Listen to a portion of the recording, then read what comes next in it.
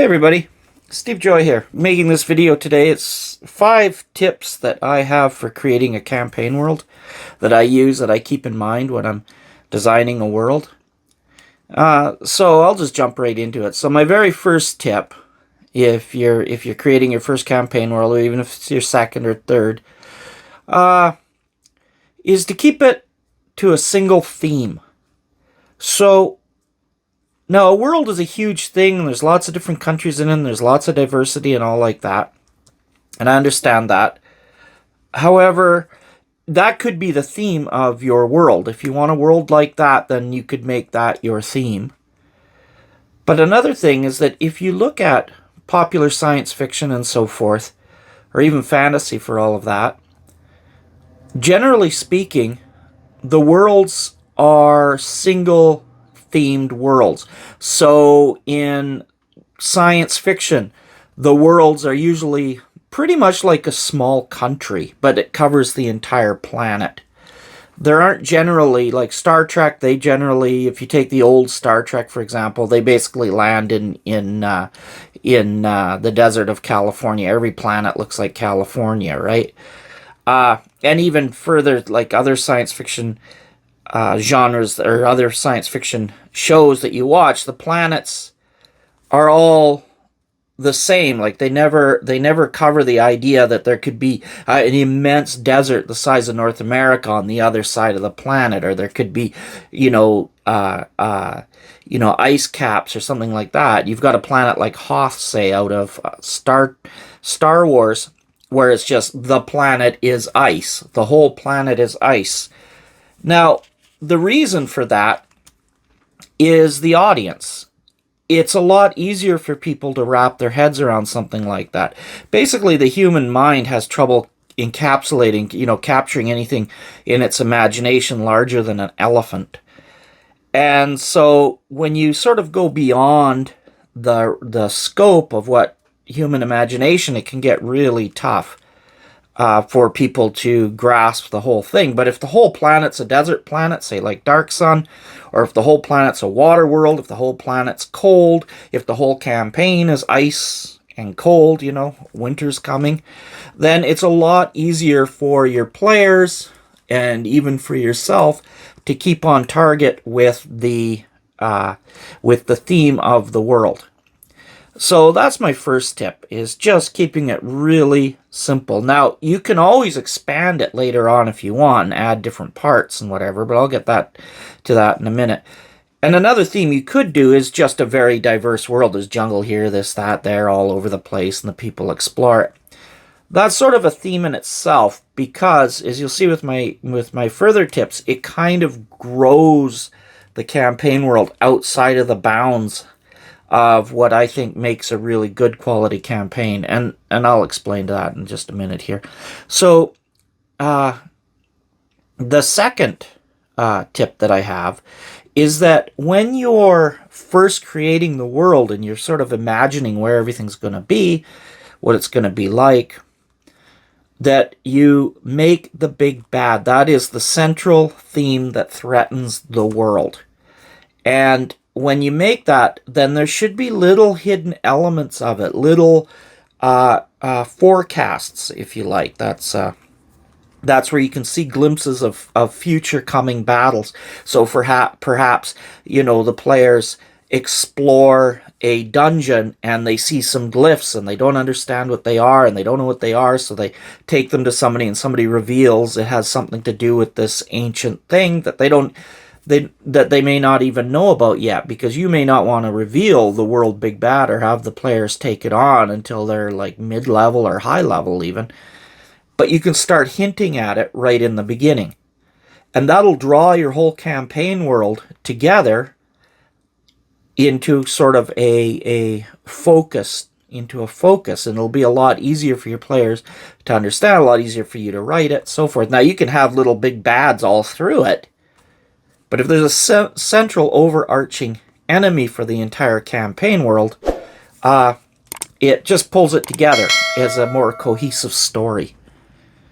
So my next tip is to not create the entire world.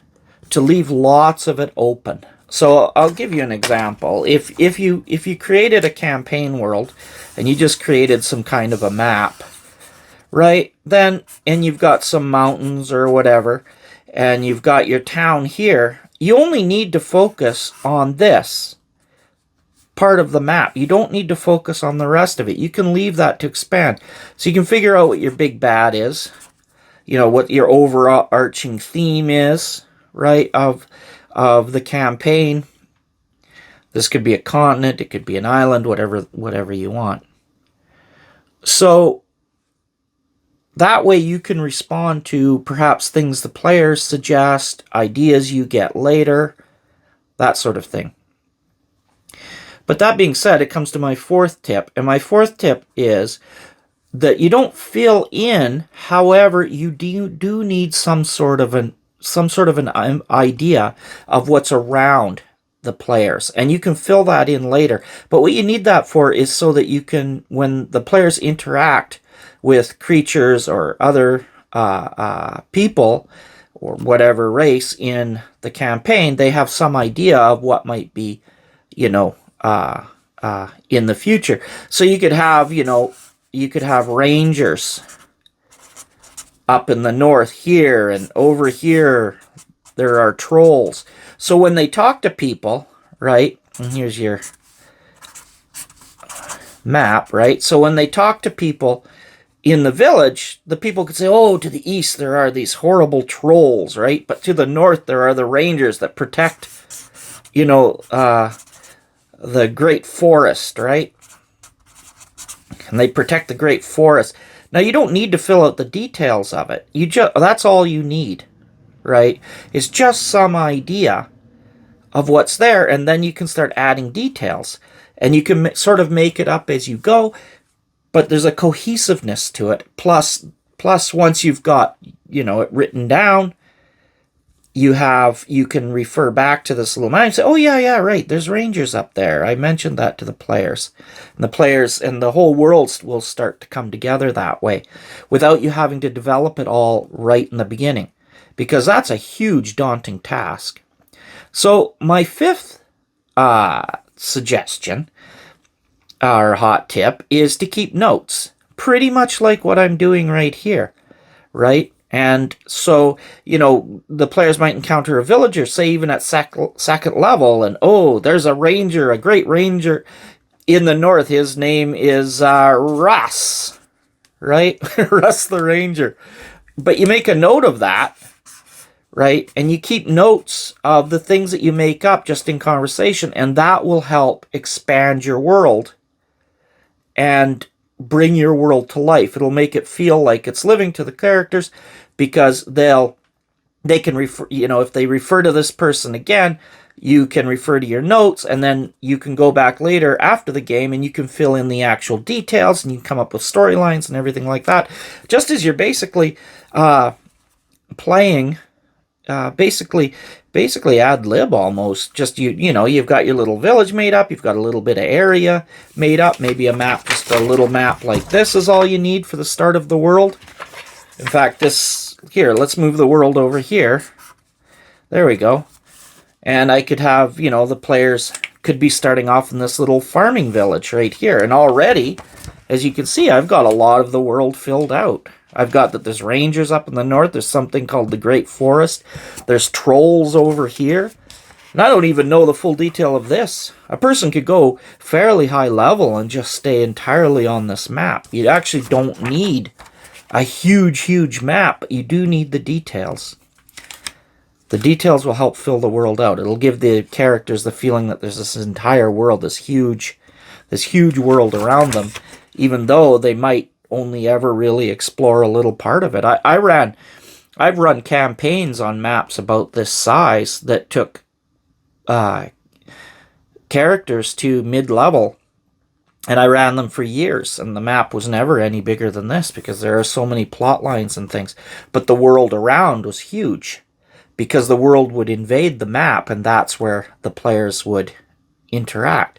So the rangers might be at war with the trolls, and that might push its way into the map and somehow it'll embroil the characters into it.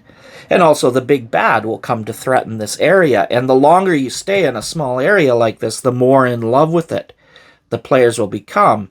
The more they'll get to know different NPCs in the campaign, and they'll come to care for the campaign a lot more than they would if they were just gallivanting around all over the place in a great big unthemed world that, you know.